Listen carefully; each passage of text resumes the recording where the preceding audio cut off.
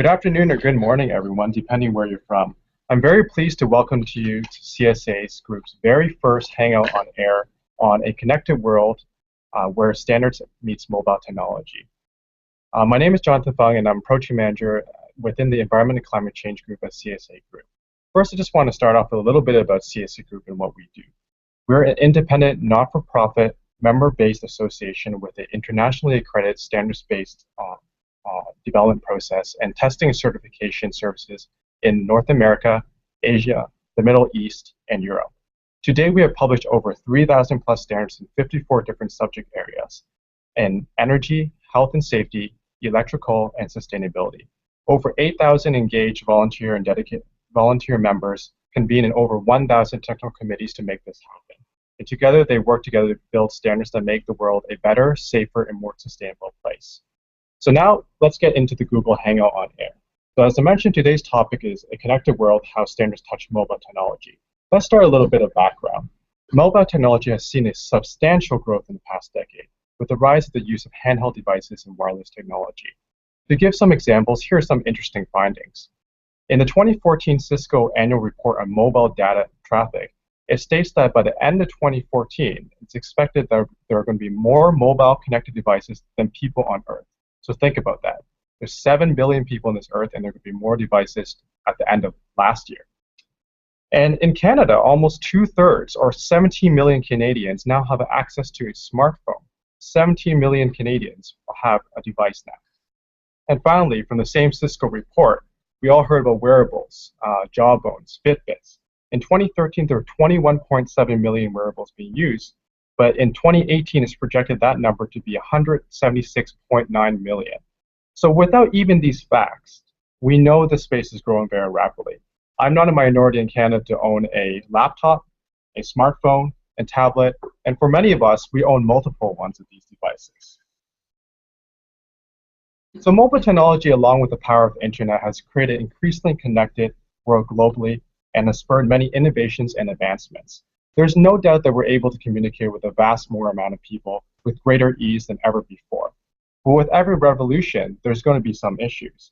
And this also raised questions of how this growth will affect issues like the environment, privacy, and health.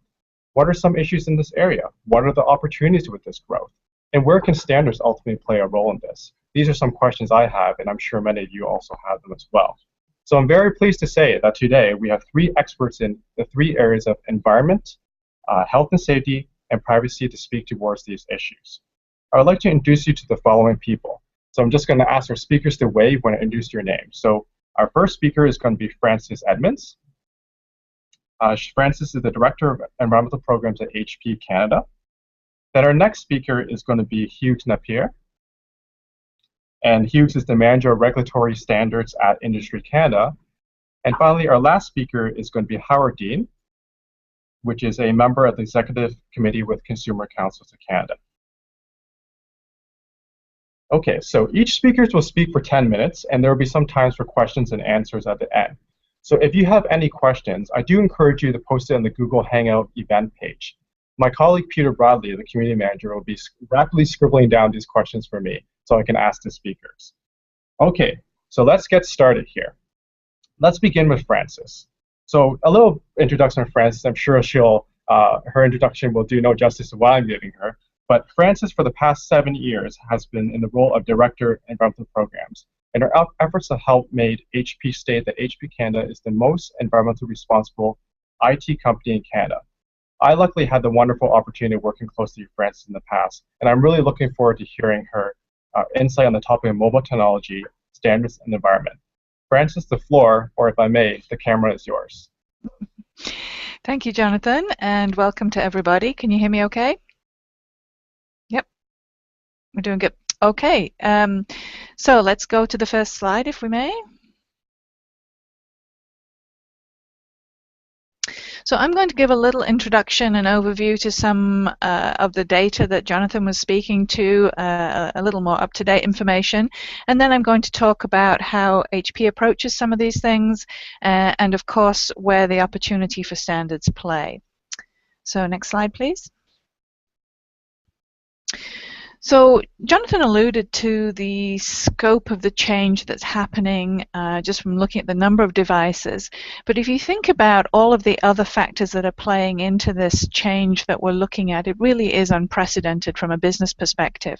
Not only in terms of numbers of people, how much data we are currently gathering and creating, how people learn and find out about things, that war of attention, definitely a whole new slew of business models from Uber and on that are disrupting the way we do business. And then, of course, how do we separate life and work when we have this huge concept of mobility approaching us? Next slide, please. So here's a little bit more data, and these are the things that HP is looking closely at. And there are standards required in all of these areas, and because things are happening so quickly, I think the standards setting process, which as we know often is a consensus process, takes time and isn't really keeping up with this. So if you think of any of these areas, there is room for standards to be created and desperately needed in many cases. But by the end of this year, we expect close to 40% of workers to be mobile. I myself work from wherever, and I've been doing that for quite some time. We look at the implications from a data perspective for that as we move to the cloud and the IT backend that supports that mobility. And of course, the concept of security that goes around with that. Once you're mobile, you are more potentially insecure, and so we need to be thinking carefully about this. And we've seen some pretty good examples of security breaches, and maybe what we haven't realized is just how much that costs business each time one of those security incidents happens, and it's pretty expensive. And of course, we know that if we're able to access data better, assuming we've taken care of the ability to access it from wherever we are and taken care of the security, that it will increase or improve workflow and productivity. So we know these are good things, and it's coming fast. So we need to be aware of some of the issues that go with it, and standards will really help us in that space. Next slide, please. So Jonathan alluded to the fact that most of us have more than one device that's connected to the web. Here you can see some estimates for by 2020, 3 devices for every user on any given Wi-Fi network. And just look at that explosion between 2010 and 2020 for the number of connected devices. That's our Internet of Things. And of course, the applications that go with it. The security and connectivity implications from a standards point almost are mind-boggling at this point. Next slide, please. So what are we using all of this connectivity, mobility, and data for? And I just wanted to bring it to a couple of nice examples for you. This is a project that HP has been working on with Conservation International, and we've taken all of those 3 areas and put them to good use to help protect the environment. And what we're basically doing is using mobile technology in rainforests around the world to do camera traps, and here you can see some pictures, real-life pictures of animals that are caught in the camera traps as they go. Caught as in photographed, not caught. And what was taking a team of 30 or 40 scientists literally months to analyze in terms of the species change over time is now being able to be done in very near real time. And if I can show you the next slide, please. You can see how using the mobile technology combined with big data analytics is now giving us a view into parts of the world in deepest rainforest areas that we had no concept of what was going on at all. And what we're doing is using this data to make better conservation decisions about how we manage rainforests in general and species at risk. So very important and exciting way to use the power of technology, but obviously some opportunity for some standards again. Okay, next slide, please.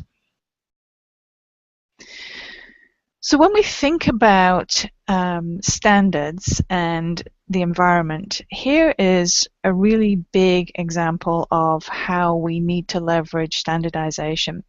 So what you're looking at here is the first IT company to ever do this, is to publicly disclose our full carbon footprint.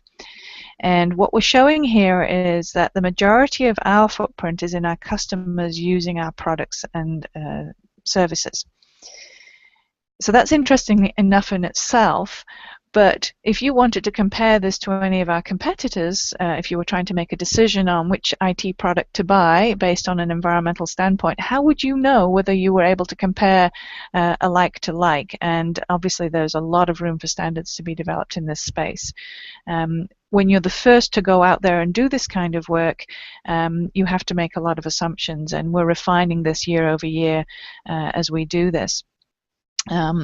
Obviously, for companies to be able to set goals that are meaningful and comparable as well, as you can see here, we've focused very much on the product piece of our footprint here because that's our largest area of footprint. And again, we want to be assured that the assumptions we've made are valid and justifiable, and that we can compare them to our competitors, or if governments want to look at who's really making a big difference or not. So getting this data right is particularly important. And just let me give you some scope on this. So for every minute of every day, 365 days a year in our supply chain, we're shipping 120 PCs, 100 printers, and about 1,200 ink or toner cartridges every minute of every day. So that's just how big our supply chain is, spanning 6 continents with 45 countries and territories and many different cultures. So think about the work that goes into standardizing how you measure the impacts of that. And without measuring it, nothing's going to get managed. So obviously we've been a leader in being able to do this. Next slide. As a subset of the carbon footprint, obviously water is considered to be the new oil. You also, as a business, want to be looking at your water footprint. And you can see here this is even more heavily skewed from HP's perspective towards customer use, because it's related to energy production. And that's shown here as indirect consumption. Most companies would have no idea how their footprint looked in the space, and so whilst it's fairly simple to measure water usage in a production environment, that embedded water and the indirect consumption of water is less obvious. And again, standards will help us drive more awareness, and obviously the very valuable conservation work that needs to be done to make sure we have enough water for everyone to survive. Next slide, please. So we talked a lot about how many devices and the Internet of Things. All of this leads to a potential problem at the end of life, often called e-waste or used electronics. And it is one of the fastest growing parts of the waste stream. And obviously, there's been quite a lot of work done to get this under control in the developed world. We have across Canada, we do have electronic waste take-back programs, which is great, but still estimated that globally somewhere around 5 to 15% of all electronics are being responsibly recycled. So we have a lot of room to improve on this globally. And again, standards play a very important part of this. When you have complex products that are comprised of almost every element under the sun, and valuable resources too that need to be recovered, you need to be recycling those in a very careful way and doing it well. And I've had personal experience in trying to set standards around this, and we've seen, as in many standards globally, changes in standards and how they can work. And really what we're looking for as a global company is a globally applicable standard, which would be great for us. One example of that is the eco-label system, like EPEAT, which does include all things from that supply chain all the way through to end-of-life management, and that's a very powerful eco-label that exists today, but will continue to evolve and push the industry to do more and do better. Okay, I think that is my one more slide. Yes. So when we're thinking about electronics in particular, what we want to think about is if about 70% of a product's environmental impacts are determined during the design stage, we want to be really considering environmental impacts as we design products. And this is an example of HP's focus areas. There should be an opportunity for standards in all of these areas, whether it's designing specifically for recyclability, and a good example of that would be labeling plastic parts, but making sure that you're eliminating substances of concern and that you're doing more with the least amount of material that you can. And you're seeing that across the industry, not just in HP's programs, but obviously we have a formalized program for doing this, and putting standards into there would be helpful as well. So the future is now. We need to be prepared, and standards are really going to help us get to where we need to be in a way that makes connectivity, mobility, and data security and privacy all interconnected. And I'm looking forward to hearing the rest of our speakers.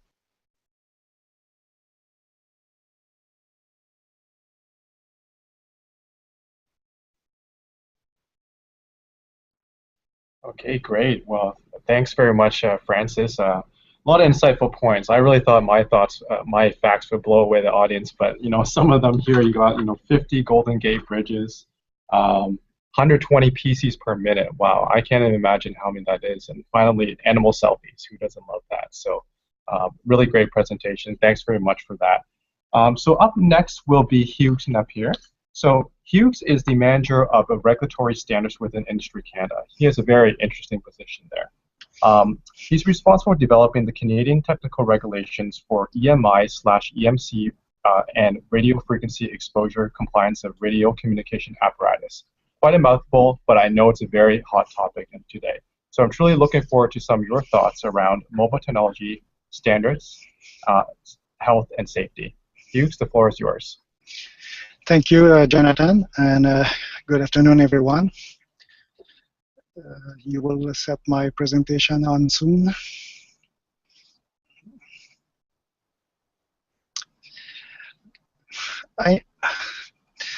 The aim of my presentation today is I will try to clarify with you all the responsibility of Industry Canada and also our relation with Health Canada regarding the IRF exposition. The presentation might seem a little bit more detailed, but I will keep it on a very high level because, as you will see, the compliance to IRF exposure is a very difficult issue, and it's a very extensive program, and we have to be involved in many international committees in order to guarantee that the IRF exposure is a compliance with the latest safety code 6. If you go to the next slide, please. Okay, I will start with the role of Industry Canada related to IRF exposure. We have a role. Also, I will discuss which standards apply, and also including that standard will be our role to the Standard Council of Canada and the Canadian Standard Association. We have to be part of many committees in order to develop methodology to assure that the IRF exposure limits are in compliance with the latest Safety Code 6. I will also highlight some of the latest modification that has been released with the latest Safety Code 6 that has been published in March 2015. I will address also some our issue about our market surveillance program. We have to go make sure that all the products on the market are still in compliance with the limits, including sites audits. And maybe if you are interested, you can go to our website that will talk about towers. Next slide, please. Under the Radio Reg and the Radio Communication Act at Industry Canada, which define the mandate of industry and the power of the minister has the power to establish standard rules and policy and procedures. And in those standards, mostly what we develop for Industry Canada or radio communication device is standard to make sure that those devices, when they will operate, they will not create interference to the other services like broadcast or public safety bands, and also with your Wi-Fi device. And at the same time, they have to make sure the device will be in place or any towers will be in compliance with the RF exposure. But under Health Canada has released a Safety Code 6, and the Safety Code 6, it's only a guideline. There is no really legal weight under Safety Code 6. In order to make this document mandatory, Industry Canada adopted this guideline in our regulations. Same for the labor code, they adopt Safety Code 6. Employers have some responsibility to make sure their employee will not be overexposed, and any municipality, they may adopt Safety Code 6 to make it mandatory. But by default, Safety Code 6 is only a guideline. That's allow Health Canada to make change more easily because it's not illegal, or they don't have to go through the bigger process to update the new limits in Safety Code 6. At Industry Canada, the Safety Code 6 has two tier limits, one for the they call that control and uncontrolled environment, or if we make it more general, one for general public, the other one is for workers. And in Industry Canada, all limits, they have to comply with the general public limits. Next slide, please. As we mentioned, Industry Canada basic role is to ensure that Safety Code 6 are respected regard to all equipment that you buy on the market, like cell phone, Wi-Fi, garage door opener, and also about your surrounding. It's antenna towers, like cellular towers, broadcasting towers. And we have to make sure all of those devices all together, when they operate, they'll be in compliance with the latest Safety Code 6 limits. And if we go to the next slide, you will see the complexity of the conformity. That's cover medical implant device, cellular phone, any antenna that are installed on the car, like a safety public police when they have transmitters, antenna towers, or your Wi-Fi, garage door opener, anything that can emit radio wave will have to comply with Safety Code 6. For example, your microwave oven at home is not a radio device, but it uses RF energy. In this case, they have also to comply with Safety Code 6, but this one is the mandate of Health Canada to make sure it's compliance. But Industry Canada will cover everything that is seen as a radio communication device. I don't want to go through with the detail category 1, category 2, but just to try to illustrate on this slide that there is so many devices in the market. It's a lot of work for us to make sure that all of those devices are in compliance with Safety Code 6. Next slide, please. One standard in Canada is the RSS 102. RSS 102, I know the address is at the bottom, is the document that impose all manufacturers in Canada, or if they install any towers, to be in compliance with Safety Code 6. This is the document that makes Safety Code 6 mandatory for radio operators' devices. Safety Code 6 has been released on March 2015, and 7 days after, we released RSS 102 to adopt the latest limit exposed in the document. Industry Canada can adopt different type of limits, because I will explain that, but we have an MOU with Health Canada, and Health Canada are our expert to set up what is the best limit to protect the Canadian, and Industry Canada just make sure that all of those limits are respected for devices that are distributed and sold in Canada. Next slide, please. Okay. There is various limits in Safety Code 6. One of the limits is that people are concerned is cellular phone. Cellular phone will be used within 20 centimeter by the user or by standard. Means even if you have a laptop and you open your laptop cover and there's someone in front of you that will be sitting in front of you, they have to do SAR evaluation because the laptop can be used within 20 centimeter. SAR is based on the absorption of heat in your body. People may say that SAR limits doesn't take account cancer or something like that. It's not really true. The SAR limit is a method of energy measurement. You have to, that's the way that you will describe your device. My device as 0.5 watts per kilogram. When they will do study, is always based on SAR limits. If they said we have done a study on cancer, they said, okay, how much energy your device was radiating? It was based on so many SAR, based on the SAR value. There's two SAR limits. One in Canada is 1.61 per kilogram, same as US. But most of the world, they use the ICNIRP limit, as you can see at the bottom. It's 2 watts per kilogram for 10 grams of tissue. That means they do averagings over a cube, which represents 1 centimeter by 1 centimeter, and the average inside of that box should be 1.6 watts per kilogram. And in Europe, it's as you can see, the cube is bigger. The way they do SAR measurement, it's on the next slide, but I just want to illustrate here that based on the latest Safety Code 6 and the previous version, SAR limits has not changed, still the same. And this has no impact for now for these devices are on the market. If you go on the next slide, this is the methodology to do a SAR evaluation. As you see on your left, there is a bat.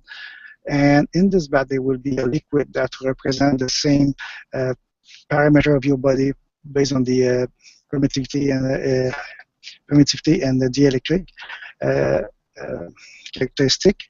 And you will put your device under the bath, and there will be an antenna that will be held by a robot, and they will do SAR measurement for each device that will be sold in Canada or will be put on the market.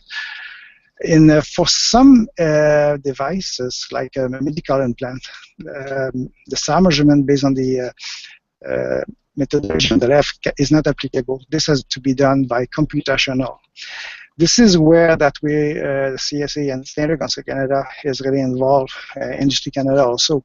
They have to make sure that the methodology will guarantee that if we take a device and we go to a different lab, we will get the same result.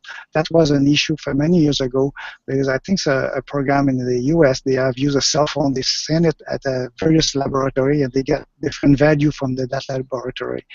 And this is why now there's so much activity, intentional activity, to make sure that the methodology to do those measurements will guarantee that there will be uniformity if we use one lab from another lab. Next slide, please. When we're talking about devices that will be used more than 20 centimeters, mostly like we talk Wi-Fi devices or any antenna tower settings, now we're talking about RF evaluation, because we cannot use the bat, as you have seen on the previous slide, and bring it outside and make measurement for antenna towers. And the Safety Code 6 has used the basic based on SAR and develop limits for RF exposition with a lot of safety factors in it. And if we go to the next slide, this is just to illustrate the impact with the latest Safety Code 6 that has been released in March. In 2009, you can see in the blue line, in the range of 300 megahertz up to 2.4 megahertz, the limit was less stringent than ICNIRP and the latest version of 2015, but was harmonized with the FCC. ICNIRP in yellow, it's the one that is presently enforced in Europe, and they may in the future harmonize with the Health Canada Safety Code 6, but because of the latest release of Safety Code 6, the new limits has impacted many sites in Canada, including broadcasting transmitter and cellular services, to make sure now they are in compliance with the latest limits. Same in this situation, methodology for measurement and compliance has been developed internationally through the Technical Committee 106, which is on the umbrella of Canadian Standard Association and CSA. We have members in Canada on this group, and we work internationally to make sure that we have all the standards and methodology in place, including the IEEE in US. Next slide, please. There is something new. When you do Safety Code 6 compliant on a site, even we talk about SAR, we talk about the RF exposition. There is also a requirement that will not be illustrated today. We have conduct compliance. That means when you touch a metallic device, make sure you don't have electrical shock and the current induced in you, because you react as an antenna. We have to make sure also the current that is induced in your body are in compliance with safety code 6. And also the safety code 6, they introduced a new parameter in 2015. It's the one in red. NS is based on nerve stimulation. Now, any device that will transmit below 10 megahertz, they will have to comply with two types of limit. One is based on SAR, and the other one is based on nerve stimulation. Just to illustrate how much complex and how much test there has to be done. I know the company who was making cell phone, they said they have to pass sometimes 5 to 6 months of testing to demonstrate compliance with the SAR. It's very complex because the cell phone contains many types of transmitter. They will have Bluetooth, Wi-Fi, 4 or 5 bands to cover if they want to work internationally. They might have also a wireless power transfer device to charge the phone. All of those things has to be took in consideration before the phone is sold to make sure it's in compliance with the latest limits. A lot of testing is involved with that. Next slide, please.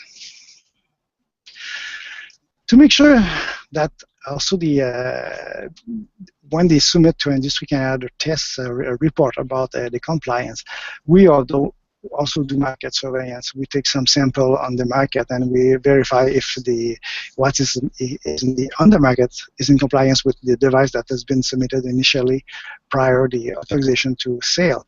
And we have a program, and if there's any correction or change that has to be done, we will come back to the company and to make sure they make the change or they put an update on their phone. But we have a market surveillance program, and for now this program is very well followed by Industry Canada, and it's well known internationally too. They know that Canada watch what is on the market. Next one. We do the same for our sites, so that we have to make sure that, because when you walk on the street, you don't know what kind of RF energy you're exposed, because you can have a cellular towers not far, a broadcasting tower, a lot of small device, and even Wi-Fi. When we do site evaluation, and even when the service provider install a new antenna towers, you have to take in consideration not just the energy coming from the towers, but all the energy coming from the other towers to be in compliance with the safety code 6. I just want to inform you that most of the sites are in compliance and is really, really far below safety code 6 limits, because when you will go a few meters away from the antenna, the level reduces considerably. The level is very low. And the last slide, I think, is the next one. If you have some question about towers and some concern, and also it's regulated for the municipality, there's some responsibility when you put the tower, the consultation. We have this website, the link is at the bottom, and you can find more information. And for example, on this slide, do you see a towers? Yes, there is a tower, the biggest tree in the middle. It's fake trees, and it's a tower that is hidden in the forest. And even those, they have to be in compliance with safety code 6. As you can see, Industry Canada is really active regarding products that are on the market, and also site installation. We take it very seriously, and to make sure that all devices and towers are in compliance, and the Canadians are protected for over RF exposure. That's conclude my presentation. Thank you.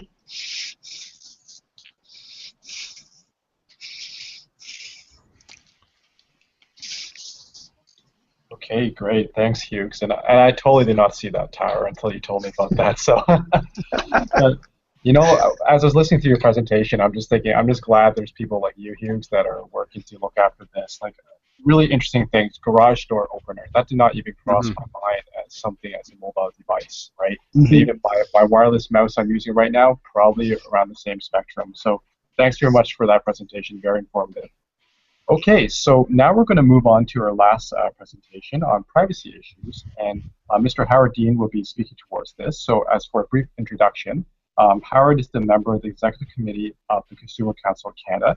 He is currently also on the International Organization for Standardization's Committee on Online Reputation and is convener of a working group on online customer reviews. So in my chats with Howard, he raised some really unique issues related to user interaction and privacy. So I'm looking forward to hearing this. So Howard, the camera's yours. Thank you, Jonathan. The first slide, I'll start into it before it shows, but maybe a little bit about me and my background. Most of my background is in the corporate world, and I've moved from there into much more of a role as a consumer issues advocate. And most of my corporate time was spent at KPMG, almost 30 years, moving away from numbers more to information and technology, which is what's formed very much a base of what I'm doing now on the consumer side. And frankly, you don't leave KPMG after that long as a rabid consumer advocate. Much of it's come after I've left and started to see areas where I thought clearly needed some work. And some of the work I'm doing now deals with online agreements, which I'll talk a bit about here because it's clearly relevant under privacy policy notices, but reports and online reputation. A number of years ago when retail apps started to come out, looking at some of the first ones to see what they did and didn't do and recommendations for what should change.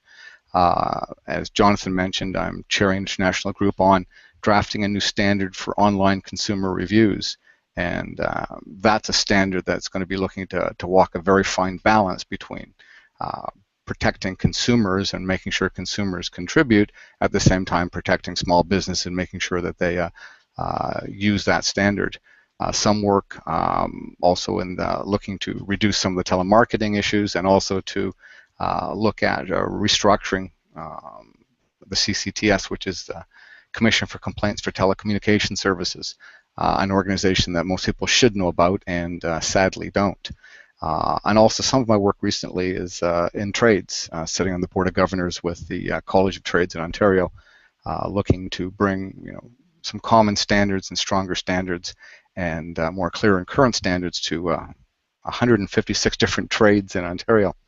But more to, perhaps I could sum up my whole presentation in a couple of lines here if, I've offered this a number of times, but if someone asks what can be done, in some ways regarding privacy policy and notices, I think that if an organization were to put the same effort, and I would put this in regulation, if an organization were to put the same effort of communications, design and graphic design capabilities, interface capabilities, and technology into both their privacy policy notices and their marketing. So in other words, you cannot put more effort into marketing than you can into your privacy policy notices. You can either move one down or one up. I think we'd see a lot better disclosure and people would understand much more quickly and importantly what affects them in their privacy and what's being used and how it's being used.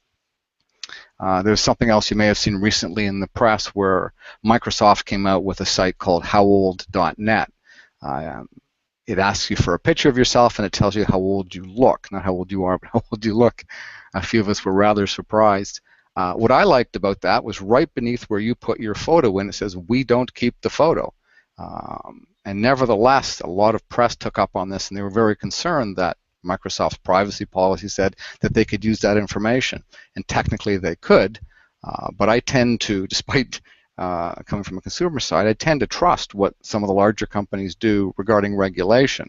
Now, I think they adhere to it. The question is sometimes there isn't enough, but that's a separate point. But when Microsoft says we don't keep the photo, I tend to believe them. And I would like to see more like that. More standards around the display at the time that you're providing information. Does it say what they will or won't do with your information? So next slide, please. One of the things I didn't mention on the first slide was around some of the research we've done, which was around cyber threats on mobile devices. And my business partner and I did some work a couple of years ago on this. And what we found surprised us, and it's mostly common sense, and is the biggest risk to mobile devices is around people losing them, dropping them if they don't have a backup, dropping them when they think they have a backup but they don't, which is probably more common than not having a backup. Hacked by a foreign country can happen, but I have to say it's rare, and it's probably not going to happen to you. Bigger risks are, and I've seen this happen in one particular situation where some young lad about his cell phone picked up by his buddy, and his buddy switched his mom's and his girlfriend's phone number. So you can imagine the text that went to the wrong people, and it lasted about a day before it finally came to light, but it didn't end well. So those are the bigger risks to people, but those are around security. But the biggest risk on smartphones and mobile, and it's mostly smartphones, is around the user-generated content that people provide on their smartphone. It's, and I'll get to that in the next slide, but that is clearly the biggest risk and what causes most of the people to have problems. The other thing is that what people say and what they do regarding privacy is often at odds. They say they're concerned about it, but they don't act like they are. They say they're concerned about it and think they're protecting themselves, but they don't. And in some cases, they're not helped by organizations that don't provide standards or ways in which to protect it. Or in some ways, people think they're protected, but they're not. For instance, I would suggest that Apple's 4-digit security code is less than weak. People often use their banking PIN as their 4-digit code. People look over their shoulders, they can see that in no time, and then all of a sudden, you've exposed your code. Now, Microsoft, they're getting better with new fingerprint technology, but not everybody's using it. The other issue is an overall issue around privatizing profits and socializing risk, and this comes down to the economics of personal data. And if you look at organizations like Facebook, Uber to some extent, they're profiting quite considerably from privatizing some of this information and using it in their marketing tools, or taking pieces or parts of taxi fares. But the risk is moving out to the consumer in these cases. And so, like I say, they make the money, but the risk is pushed out. Whereas a bricks and mortar store, it'd be hard to believe that, Home Depot, if let's say a display fell on you in the store, they'd be hard pressed for them to say, well, we were just providing that display so that you could see information about the product. They couldn't fall back on that defense, whereas some organizations in the internet space now are doing that. And I think that's something government's going to have to deal with in how they regulate areas like the sharing economy. So why is mobile riskier? When you think about what your smartphone gathers, what it holds, what it combines and distributes, it's staggering. We've held focus groups, and I've watched people as their face drops when they start to realize what they have on their phone, and the fact that it could be, one is what they have and what could be found if it wasn't locked, and the other is what information they give as they go day to day through websites and making purchases and so forth, or in some cases even just walking around as your location is made available. And I think we're all aware of the Apple Watch as it comes out now, but the ability that it has to gather information about you, medical information, in some cases with the new Apple Health, they make available publicly if somebody finds your phone, because it's not protected in some cases, information about your medical background. So the amount of information that is gathering about you, photos, your contacts, your emails, your texts, and then you can synthesize them and say, okay, for this person, what are all my texts, what are all my messages and meetings and so forth. That information, if accessed, can say a lot about you, and it may be saying things you don't want out. Another issue with mobile is people are doing things in a very quick way on mobile. It's not where they're sitting back and thinking and have time to do it. They're more hurried when they're doing things on mobile. They might be standing at the counter at Michael's, and they realize, oh, I didn't bring my paper coupon for the 40% off. Oh, I'll just put it on my app, and which they don't read the mobile app because there's only one person ahead of them in line. They don't read their privacy policy. They go straight to the coupon to make sure that they're not keeping everybody held up in the line. So we're acting in a more hurried way on mobile. We're dealing with a much smaller screen. We're dealing with apps for everything now. And while in some ways I love apps, in another way I think there's a problem because they're much more insular than the web, and they damage some of the openness and serendipity of the web, and they're a much more controlled environment. And I think people don't necessarily realize that, and information that they make available is done in a controlled way and then can be managed by the organizations that gather it. And in Canada, I think most companies deal with it the way they say they do. I'm not so sure that I would suggest that companies around the world do it as well as we do here. And as we all are aware, mobile devices, they know where we are and what we're doing. Even if your GPS is off, Bluetooth, if it's on, it can tell who you are and where you are and start to advertise to you based on what it knows from you in the past, based on a Bluetooth identification. So there's a lot on a cell phone or a smartphone that can identify you and can be made available. So all that's good about it is what makes it particularly risky. Next slide, please. So what's happening now to deal with this? Well, one is PIPEDA, which is Schedule 1, which is the piece of the legislation from federal government that dictates commercial use of private information or personal information. And it's based on a set of CSA standards that came out in 1996, I think, called the Model Code for the Protection of Personal Information. And that had been out for about 4 years when PIPEDA released their legislation in 2000. But that's what produces the basis for most of what you see in the way of privacy policies today.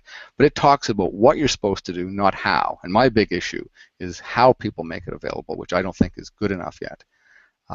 There are a number of mobile guidelines out there, from the Federal Trade Commissioner to the Ontario Information Privacy Commissioner, the Office of the Privacy Commissioner in Canada, GSMA, the Global Cell Phone or Cellular Organization, Electronic Frontier Foundation, HAPIC, a number of Australian organizations, all have guidelines out regarding how you portray privacy on mobile apps, on mobile marketing, but they aren't followed specifically that often, or don't address the issue of how it can be displayed. Privacy by Design, which has in some ways taken the world by storm and was generated in Ontario by Anne Kavukian, who was the Information and Privacy Commissioner in Canada, in Ontario until recently, is now the basis for what the FTC in the US is doing in the way that they want to implement privacy. But it's a very complex setup. Do I think it's the way we should be going? Yes. But when you're starting to talk about having privacy drive some of the ways in which we develop and make information available, it's not always taken as well as by an organization as key to what they're doing. But I think with some of the pressures that will change. The iOS App Store and Google Play both have focused approaches to privacy and how it's done, and they're both very different. One deals more with when you put the app in, it tells you everything, and if you want the app, you agree to everything. If you don't, you can't get through and get the app in. iOS takes a different approach where they will tell you at the time what they're going after. I think there needs to be a blend of that where it's a bit of both. Because while Google gives you a lot more information, it's a bit more restrictive at the beginning.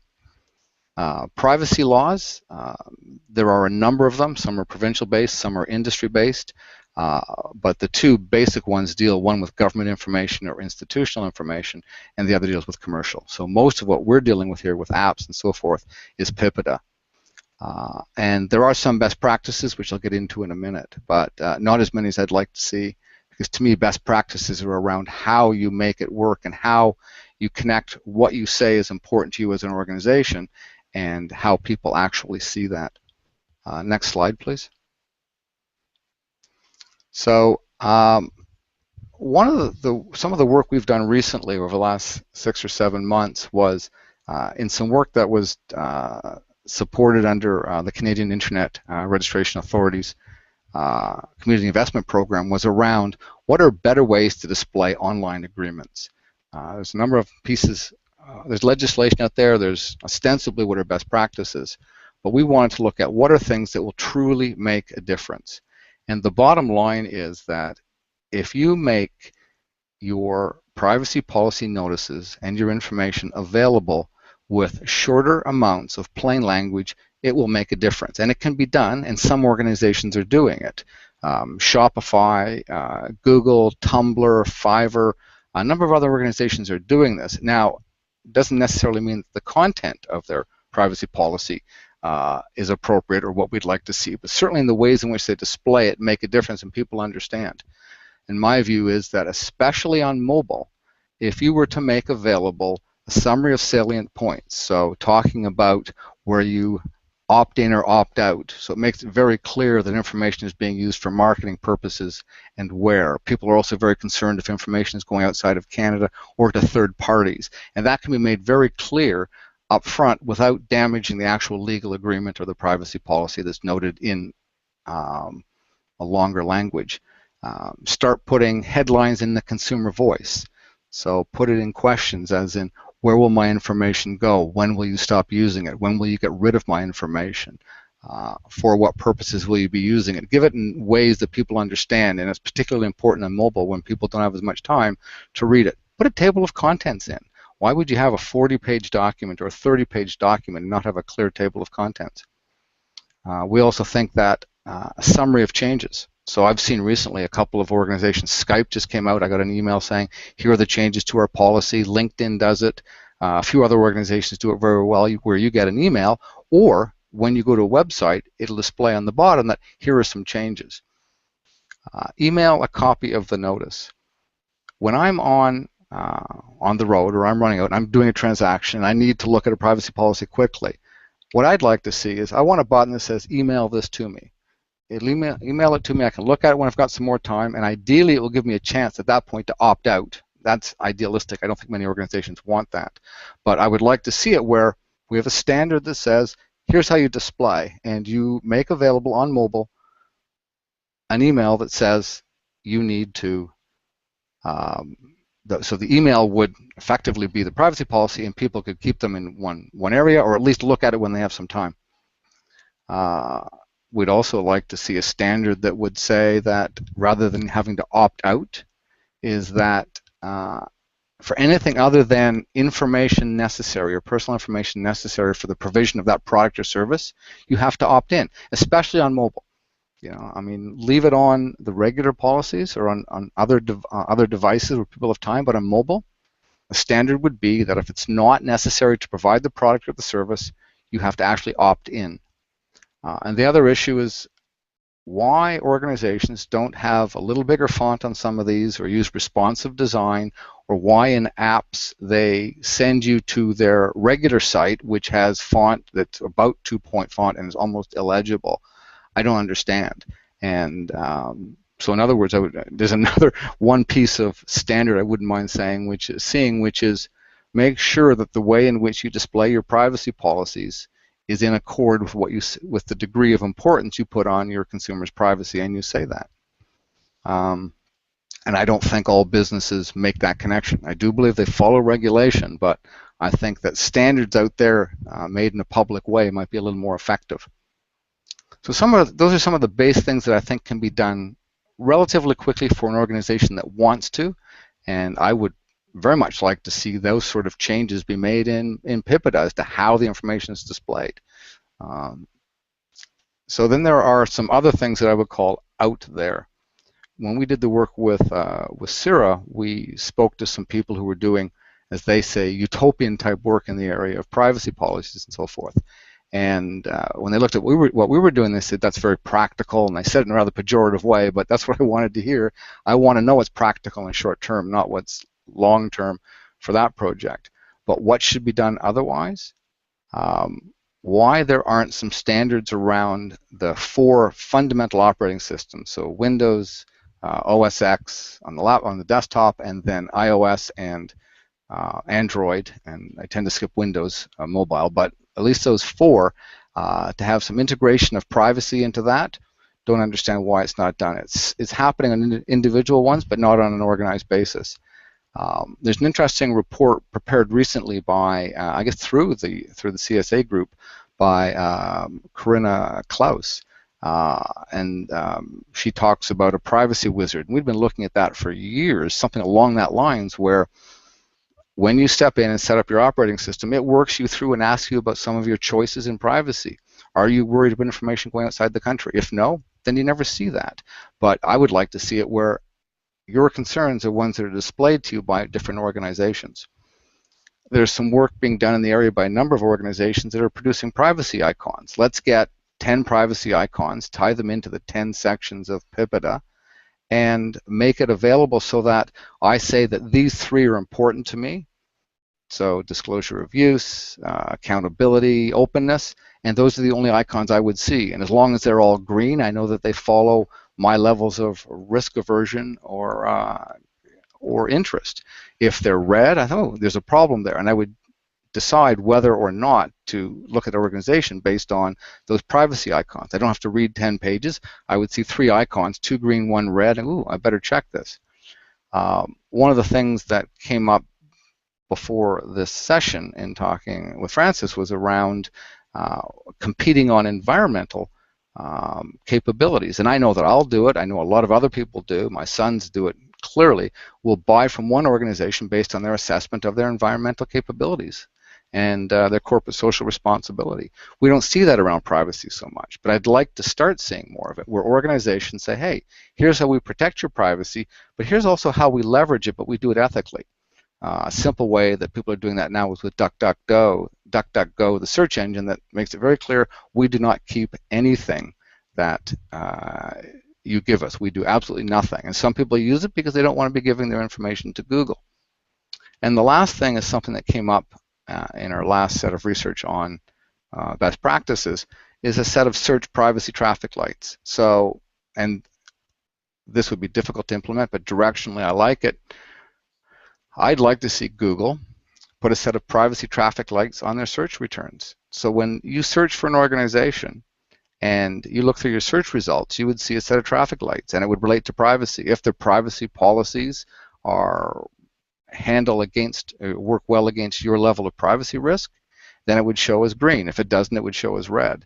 And you would go to those organizations that show well on Google and not to ones that don't.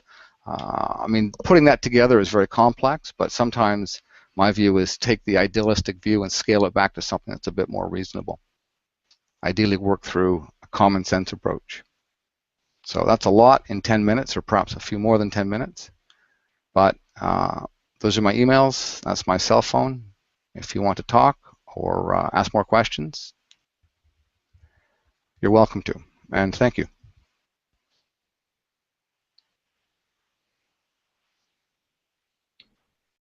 Okay, thanks so much, Howard. No, that's a lot of interesting points you raised out there, and it kind of got me thinking how often I don't read those privacy agreements. So, but thanks for those insights. So we're running a little short on time, and we got quite a few questions here. So I'm just going to ask the speakers one question each, and then I'm going to explain that if you do have more questions, where you can still get engaged. So we got some pretty cool tools to help you stay engaged with standards development. So just beginning with the first question I got here, I'm actually going to ask this for Francis. This question here is the e-waste problem getting better?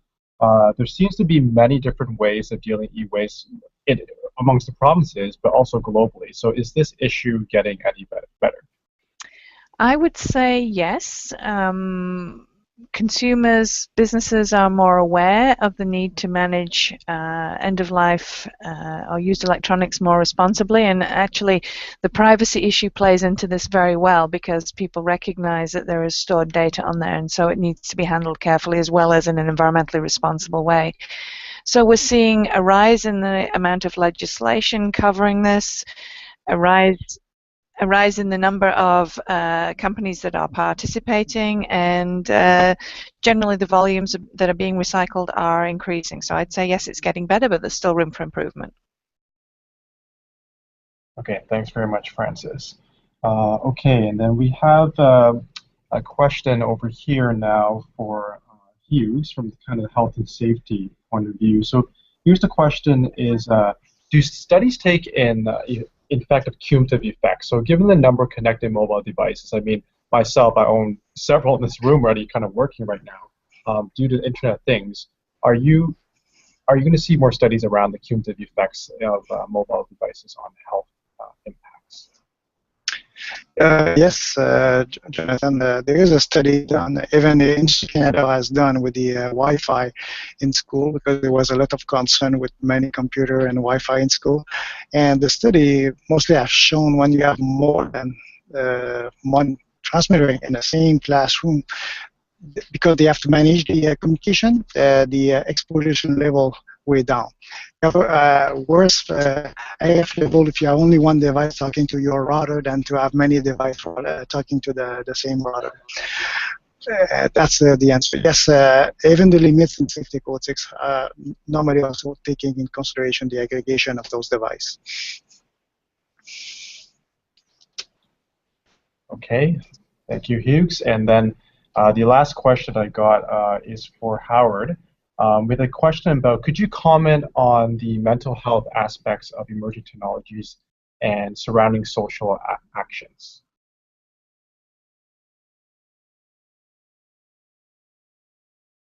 I'm sorry, I didn't hear the question. Mental health issues, did you say? Yes. So the question was, could you comment on the mental health aspects of emerging technologies and surrounding social actions? I hadn't really thought about the mental health issues, other than some of the privacy issues around.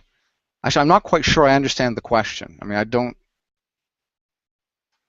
Right, no problem. So that was all I got from the question here. But I think they're really kind of looking at the, based on the amount of devices we're using now, with issues like bullying, are you have any concepts about how mobile technology would affect those type of things? I mean, we could I see. Oh, from a bullying point of view. Okay. Oh, yeah. The big issue is it's to me the damaging effect of the internet. And it's more than just mobile devices, but the internet is that the repercussions of an act can be so much more severe than the damage from the act itself. And to me, that's the big problem, is that cyberbullying can start from something very small, but then the whole world sees about it before it can be contained. And what was it that Winston Churchill said? He says a lie is halfway around the world before the truth has a chance to get its pants on. And I think that applies to the internet. So I think there's significant damage to people who do something bad, but they're shamed much beyond proportion for the event. And I think that relates to cyberbullying as well, where people get bullied, but it gets worse because so many people see it and it's not something you can take back. And if that was what they meant, that would be my thought. So I think it is a serious issue. And the same with privacy. Some of your privacy can be out there and you'll never cap it again. No, thanks. Yeah, so that's all the time we have for questions, but just a lot of really good remarks from all of Francis, Hughes, and Howard. Just a lot of food for thought. And without getting into detailed summary, these are some things I kind of that really stuck in mind. From the environmental perspective, measurement and validation of claims, right? We're looking at supply chains that are 10 deep. We're looking at production facilities that are pushing out widgets at 120 PCs per minute. So struggling with that and seeing where kind of standards play a role in that.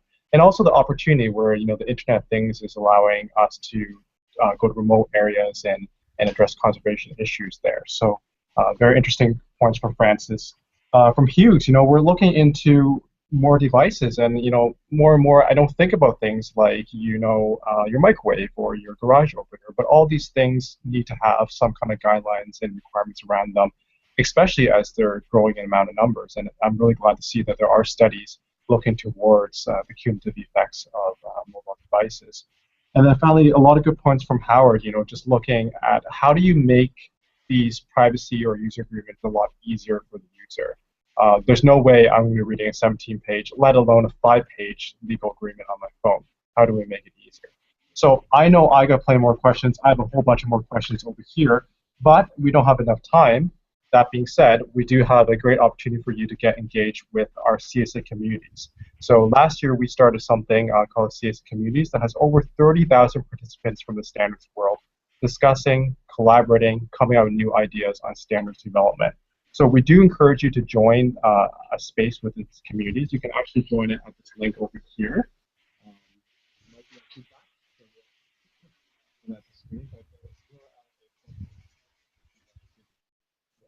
You sign up and you look for a place called Standards in Mobile Technology, where you can ask more questions. You can engage some of the speakers here. I'll be sure to be on there as well. And also you can look for the link on the event page to direct you to this space. So finally, thank you to all for participating this afternoon, and a very special thanks to all the speakers, Francis, Hughes, and Howard. You've been phenomenal. A lot of good points. I'm still thinking about them, and I'd love to see you continue the conversation on the communities. Thank you, everyone, and have a great day. Thank you. Thank you.